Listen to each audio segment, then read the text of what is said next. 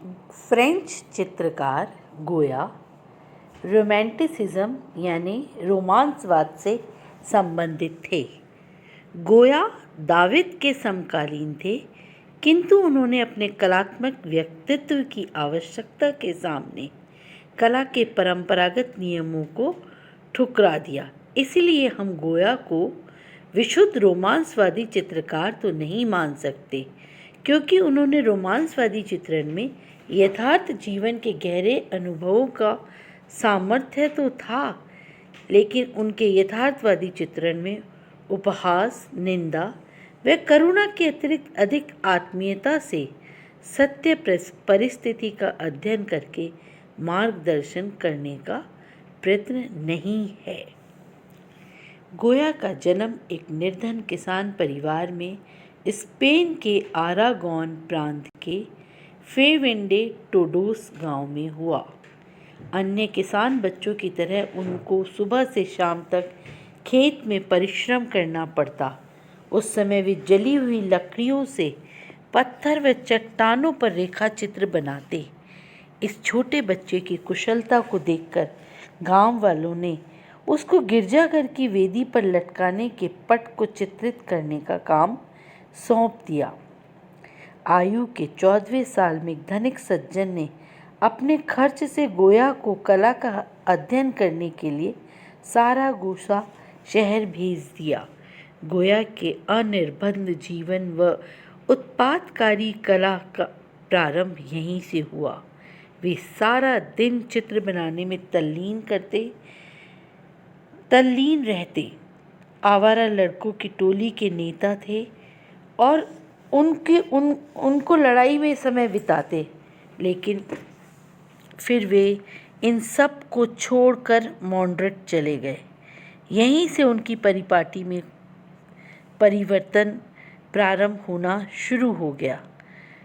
वहाँ वे स्पेन के लोगों के जीवन पर चित्र बनाकर सस्ते में बेचते। कुछ समय तक वे इटाली के पार्मा शहर में भी रहे। वहाँ उनको कला संस्था का पुरस्कार प्राप्त हुआ, लेकिन उनकी चित्रकारी में कोई स्पेशल परिवर्तन अभी तक नहीं आया था। वे रूबेन से भी प्रभावित हुए और उन्होंने रूबेन से प्रभावित होकर एक स्वतंत्र नई शैली में काम करना प्रारंभ किया। दीवार पर्दों पर अप्सराओं व देवताओं की जगह उन्होंने समकालीन स्पेन के लोगों के जीवन को चित्रित करना शुरू किया। रेखाओं से बनाए गए रूढ़िबद्ध आकारों की जगह उन्होंने ठोस आकारों को गहरे रंगों में अंकित करके दीवार पर्दों को अलंकृत करना प्रारंभ किया। अब तक गोया अपनी शैली का पूर्ण विकास कर चुके थे। उनको भित्ति चित्रण, व्यक्ति चित्रण, गिरजाघर के अलंकरण आदि का काम मिलने लगा। गोया ने स्पेन की राजधानी बार्सिलोना को अपना कार्य क्षेत्र बनाया। राजा के भाई से उनकी घनिष्ठ मित्रता थी। इसी कारण राजा को पसंद नहीं था और इसी कारण राजा ने उनको दरबार में स्थान नहीं दिया। किंतु गोया अब ख्याति पात्र चित्रकार हो गए थे, अतः उनको राज्याश्रय की आवश्यकता नहीं थी। गोया स्पेन की कला संस्थान के अध्यक्ष बन गए। स्पेन के राजा तीसरे चार्ल्स की मृत्यु के बाद गोया को दरबारी चित्रकार के रूप में नियुक्ति मिली। इस समय सत्ताधारी वर्ग का भ्रष्टाचार अपनी चरम सीमा पर था।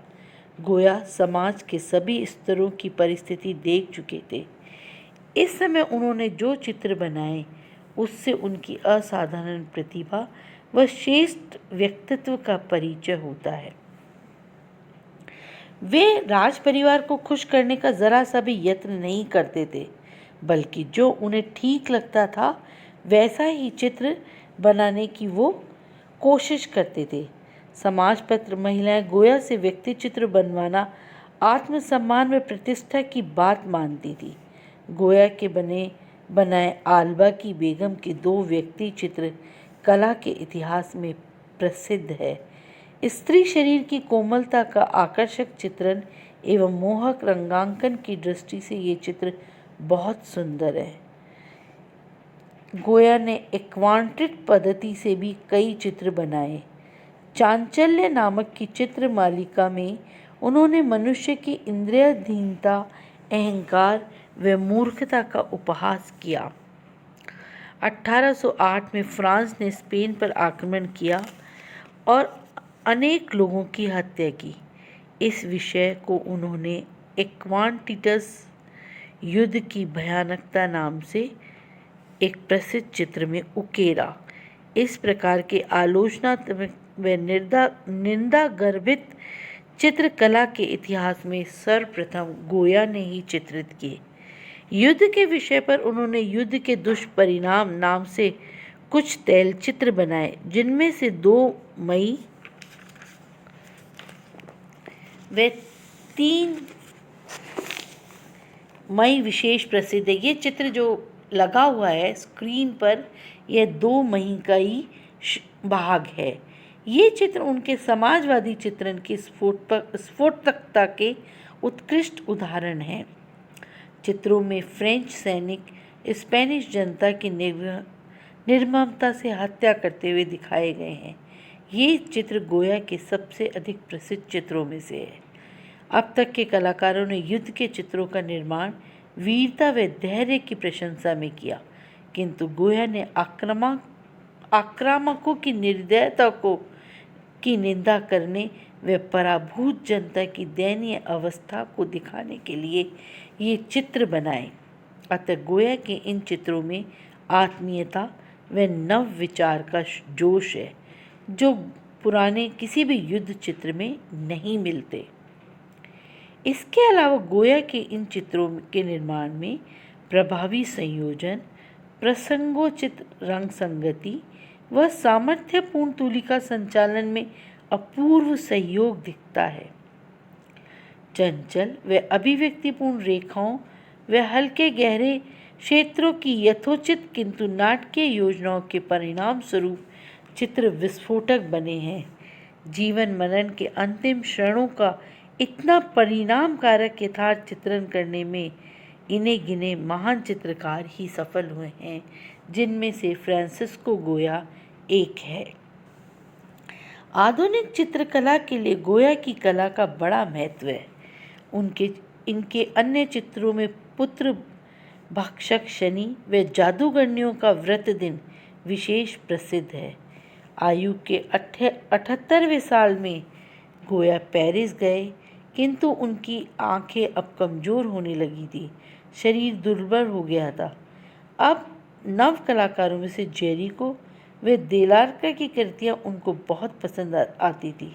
ये दोनों चित्रकार बाद में रोमांसवाद के प्रणेता के रूप में प्रसिद्ध हुए। गोया की मृत्यु आयु के 23वें साल में मॉड्रिड में हुई। आधुनिक चित्रकला में गोया का महत्वपूर्ण स्थान तो है ही, किंतु किन्हीं कला संबंधी सिद्धांतों को प्रस्थापित करने के उद्देश्य से उन्होंने कभी भी कला निर्मिति नहीं की। इसीलिए उनकी कला में यथार्थवाद, रोमांसवाद, आधुनिक कला के अभिव्यंजनावाद व अति यथार्थवाद के बीच दिखाई देते हैं। गोया की कला की विशेषताओं को देखकर उनके चिरकालीन महत्व के कारण उनको महान कलाकार माना गया है। गोया की कलात्मक अभिव्यक्ति की यह विशेषता है कि उनके मानव जीवन के घृणायुक्त चित्रों में अगतिकता व निराशा के भाव हैं, तथा काल्पनिक चित्रों में जीवन की निरर्थकता की स्पष्ट छाया है। अतः गोया की कला को वर्गीकरण कठिन है। गोया की कला की महानता इस बात में है कि उनकी कला का जन्म कठोर बौद्धिकता में नहीं, बल्कि असाधारण प्रतिभा व जीवन के प्रति सच्ची निष्ठा में हुआ। इसी कारण गोया की कला आधुनिक कलाकारों के लिए सर्वदा